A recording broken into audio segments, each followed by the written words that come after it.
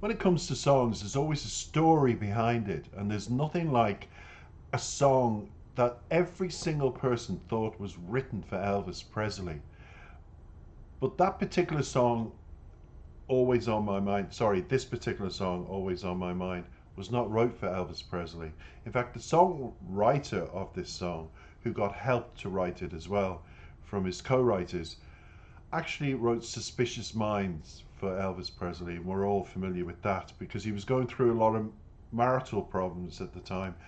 And there was a bit of paranoia with Elvis and different things happening. And they thought this was wrote for him because it was the same songwriters. But it wasn't. It actually was wrote, and I'm going to give you a background to this because it's a very interesting tale to this song before we get the wonderful Dame Shirley Bassey singing it. It was written by Wayne Carson, who is a prolific American country musician, songwriter, and record producer, Johnny Christopher, an American singer, guitarist, and musician, and Mark James, who also wrote for singers like Brenda Lee and Elvis Presley, including that Suspicious Minds song.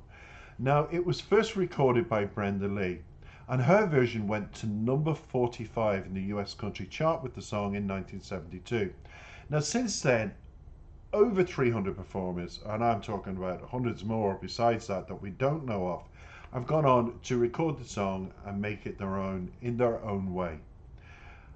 And Elvis Presley in 1972, John Wesley in 1979, of course, Willie Nelson's Grammy Award winning version of the song in 1982, and the Pet Shop Boys popularized it again in 87, just familiarized people with this song as being an incredible song of worth.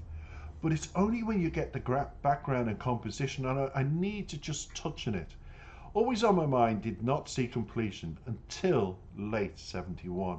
Singer-guitarist Wayne Carson had about 2 versions done with the working title You Were Always on My Mind, and he'd been occupied in Memphis on a project that required him to stay 10 days longer. Now he phoned his wife. This is the background to the song. He phoned his wife in Springfield, Missouri to apologize for the delay, but she was so angry, and he replied, well, I know I've gone a lot, but I've been thinking about you all the time. And his words struck him as a potential song material. And it's incredible. And he quickly ended up writing the idea on paper. He brought the song back to the recording studio of Chips Moman, who is an American record producer, guitarist, and songwriter in his own right. I worked in it for a few days, but nothing happened. It wasn't gelling. And Carson asked for help from a colleague, and that's when Johnny Christopher came in, and the two had already written the hit song No Love at All in 1970, and that was recorded by Lynn Anderson and released as a single in 70, and did very well. And they composed more of the song in the office and worked on it. Feeling stuck, they called in a third person. That's when James got involved. He walked into the studio, started working on it, and Carson, Christopher, and James, by the 4th run, completed the song itself. Now, music critic Robert Hilburn, who is an American pop critic and radio host at the time, said that it was commonly thought in Nashville, this is where we get back to the Elvis story, that because of Elvis Presley marital problems, that this was the inspiration for the song, and that it was tailored to fit his musical style, because don't forget he recorded his own version of it. Fueling the conjecture was the fact that James had already written, James being one of the 3 who wrote this song, he had already written Suspicious Minds for Presley. Now Carson responded that the song was not written for Presley, but for every man out there who listens to the song and the lyrics. And he said that it was one long apology. And it's sort of like guys who screw up and would love nothing better than to pick up the phone and call their wives and say, hey, listen, honey, I could have done better, but I want you to know that you were always on my mind. Isn't it incredible? From phoning his wife and the two of them having a bit of a upset, a song was born. Now, Dame Shirley Bassey's version here that we're going to listen to can also be applicable to this woman who also, just like Carson in the beginning, ringing his wife saying, look, I have to stay another 10 days, I'm very busy.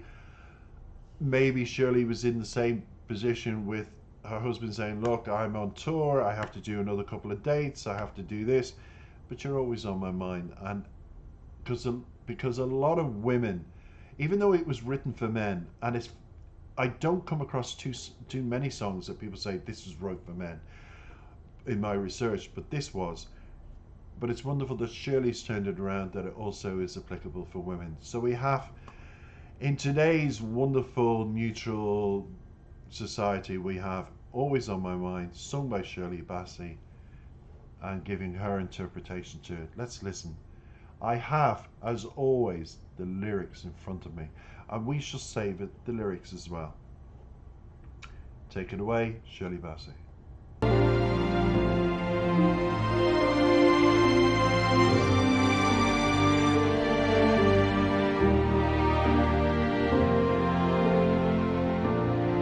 Maybe I didn't treat you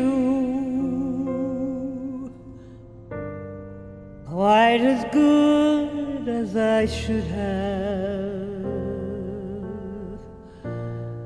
Maybe I didn't love you quite as often as I could have. Little things I should have said and done, I just never took the time. You were always on my mind. You were always on my mind.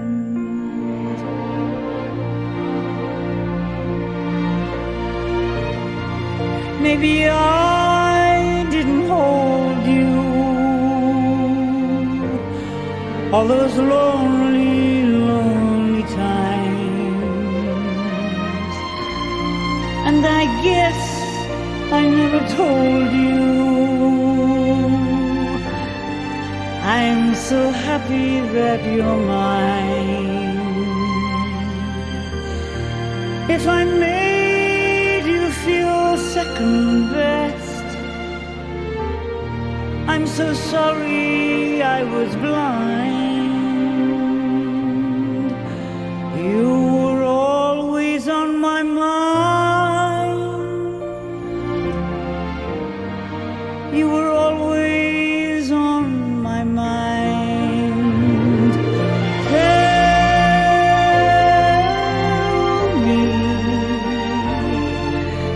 Tell me that your sweet love hasn't died.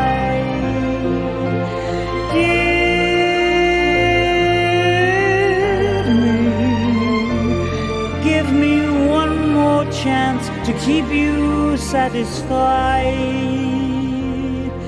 satisfied.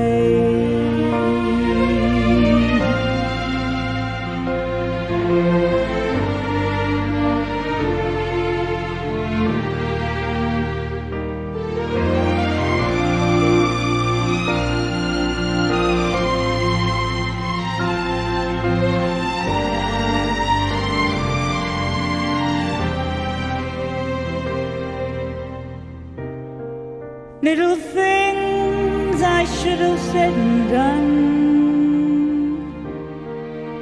I just never took the time. You were always on my mind. You were always on my mind. You were always on my mind.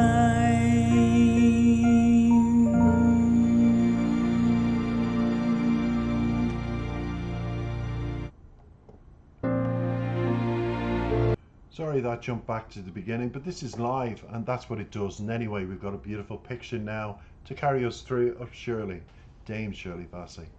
and rightfully so, she's a dame. And some of those photographs were quite wonderful, and I could see why she took it upon herself to cover a song. And it's a recent recording, and I just thought it was as award winning as any other song that's gone before it. And it's even as beautiful as Elvis Presley's version. We all get synonymous with this song with Elvis, but I now associate it with Dame Shirley Bassey because I think that is such a beautiful, beautiful version. It did make me emotional simply because we get to see inside a woman that who's a woman of color, and it held her back in her career, especially in America. I felt that. I felt her career was hindered because she was a woman of color and she had this incredible voice.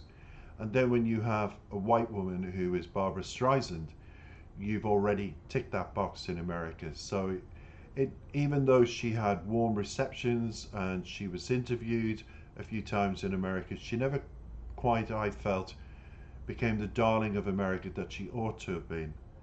And it showed recently, didn't it, everybody, in the recent Grammy Awards, where typified Americans who always praised their own and dogged the other competition. There she was with the 50th anniversary of James Bond. Adele was singing, she dressed in gold, come up and sang Goldfinger, and standing ovation, that one of the most rapturous applause to the song ever, and blew away like people were just, my God, this is a lady of a particular age, and she's just belted that out. And if only I had a voice like that.